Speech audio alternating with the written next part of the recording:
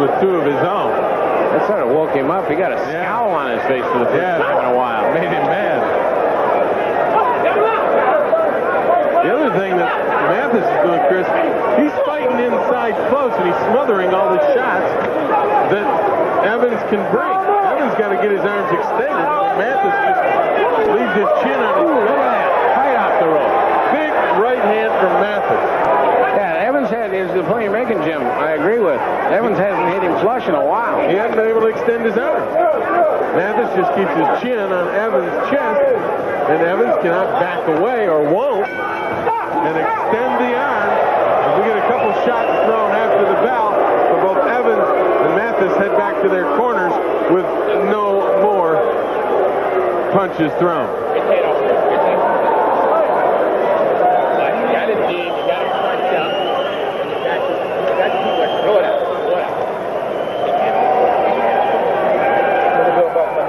You don't think it's getting loud in this arena with Buster Mathis. Listen to Buster Mathis as he delivers his shot.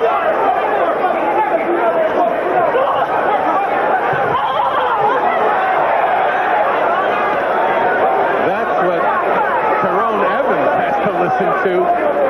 You can hear it too, but Buster Mathis is putting everything he's got into those shots. And he's breathing heavily on the stool over there, too. He's working hard, I'll tell you.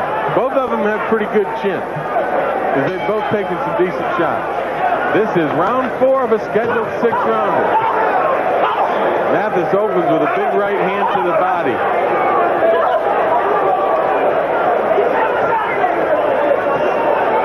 Boy, Mathis will not let Evans back out of there.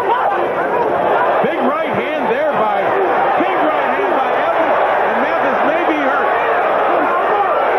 He still looks quick, though, Jim. He's bobbing. He got nailed, but I'm not sure. Yeah, he got hit with an overhand right, and it stunned him. But again, he had enough experience to go back into the ropes, bob and weave, and avoid further damage from Evans. And now, fighting off the rope, he's coming back.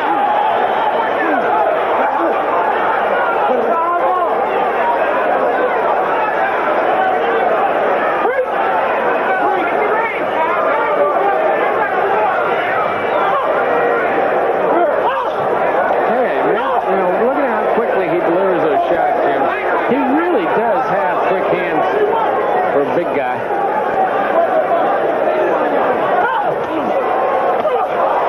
Big left hand. Didn't seem to bother Evans, though. It kind of slid off the forehead, didn't it, Chris? Either that or right by the forehead and onto the shoulder where the big noise was.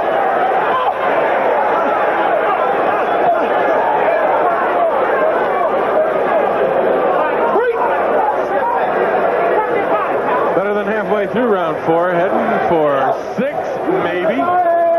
Buster Mathis Jr. and Tyrone Evans. Evans in the long blue shorts, the black shorts belong to Mathis, who goes to work in blue. From Mathis, but Evans comes right back. That's as hard as Buster Mathis Jr. can hit a man. That's as hard as he can hit somebody. I swear. And the big guy didn't even move.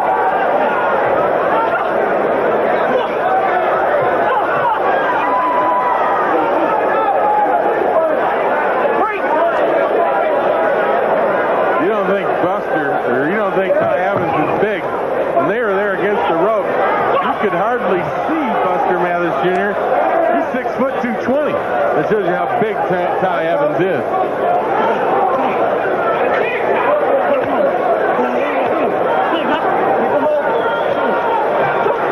Inside 15 seconds left to go round 4. Evans bounces up and hit Evans with a left hook as Buster Mathis continues to look like he's in trouble, and then bang, he comes right back. Buster Mathis Jr. gets a standing O from the crowd here at the Palace of Auburn Hills.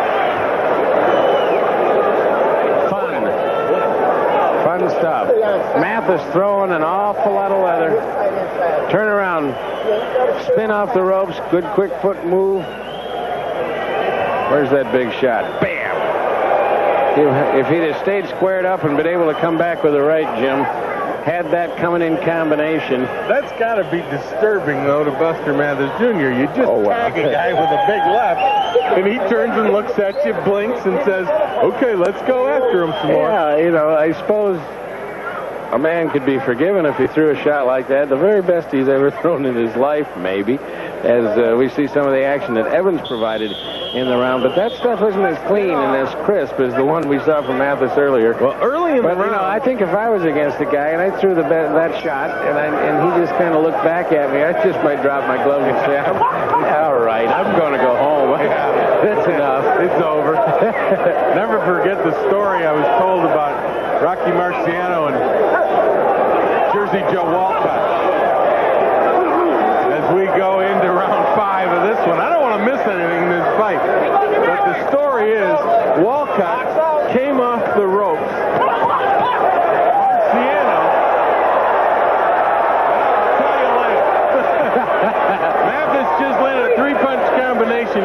Evans kind of looked at him, and Mathis kind of looked at him, and well, they both kind of looked at each other and said, well, that was pretty good. Good work. Now we're back to business. But I'll tell you something. Mathis is doing what he has to do. I don't think he can take the guy out. He hasn't only taken but one guy out of 6 out in the first place, Jim, but he's outpointing him. And now he's starting to outpoint him big time. That's how he's got to win the fight, and he's ahead doing it. And he's moving a little bit more than he was in the first few rounds. Evans, I don't know that Evans can take Mathis out, and I don't think he can, quote, box with him. I don't think so either. Not fighting the way he's fighting. I think he's a bit arm weary, and you're going to get inside. Now there's jabs. There's Evans where he's at his best. Fighting at range work in the jab, but he won't stay there. He lets Evans get inside. There you go. Overhand right by Mathis. Now Evans is being pushed back into the rope, and Evans just turns Mathis back around. And the referee warning both fighters about holding. A little bit more than a minute to go here in round 5. A scheduled 6-rounder.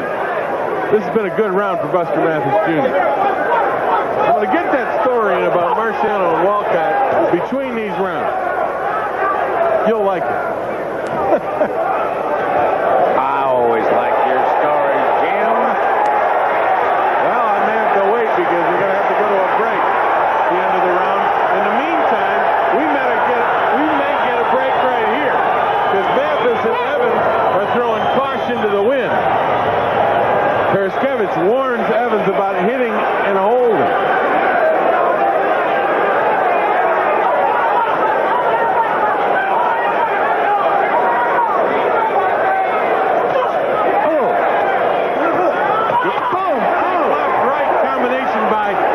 And Evans never blinked. My Lord, is he hitting that man. I mean, he hit him with a left, right, and neither. He didn't blink. And I don't believe Buster can hit any harder. Maybe not. We'll be back. A heavyweight bout with plenty of action. The pace through 5 rounds really up. Evans has had his moments, but Mathis has had more. And he's accumulated, in my mind, Jim, an awful lot of points in terms of a lead now through the first 5 rounds. And he just keeps working him. And from the inside, terrible angles to throw power shots. Can't really turn it over, reaching up in the air and all that kind of stuff. But he's hitting him. And he's really snapped his head and turned it more than one occasion in round 5 and even earlier on. Round number 6, I think Evans needs a knockout to win it. I don't know if he can knock out the smaller man. This is the 6th and final round. Oh, man, are they working to the body? And now Evans is beginning to do his own grunting. Well, his have been the low timber grunts since the beginning. Those in the upper register belong to Mathis, and they've both been at it since the first round.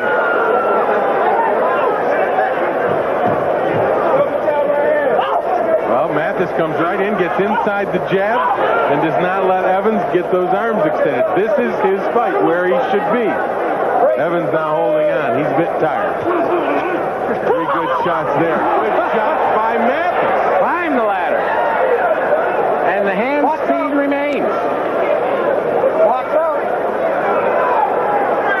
This is the most entertaining heavyweight fight I've seen in a long 10 years.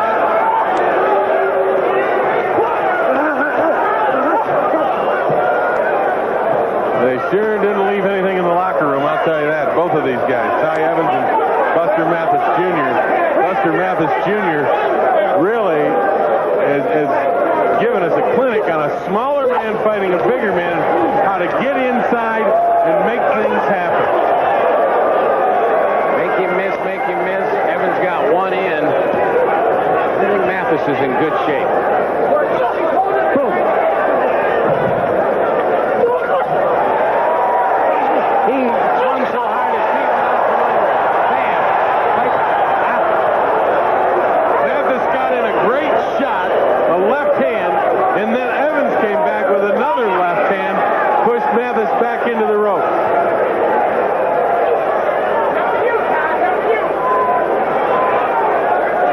Inside 1 minute to go in this bout. Neither fighter has been down. Mathis may have been hurt in round 4, but he did not go down. Now Evans continuing to lean on Mathis as Mathis is on the rope. Mathis fighting off the rope.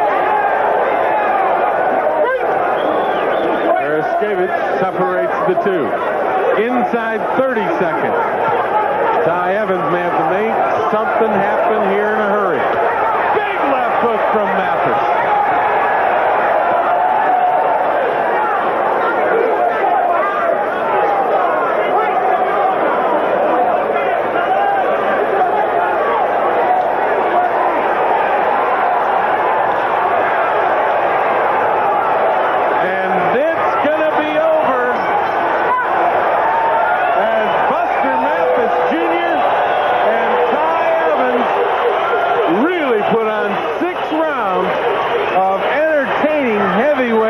Here at the Palace. Man, that was, like you said, Chris, as entertaining a heavyweight fight as you'll see. We've seen heavyweights for 4 rounds that seem to have lasted an hour longer than that one. But that was 6 rounds of nonstop action with Buster Mathis doing what he had to do to win the fight. And that was get inside the long reach of 6'8" Ty Evans.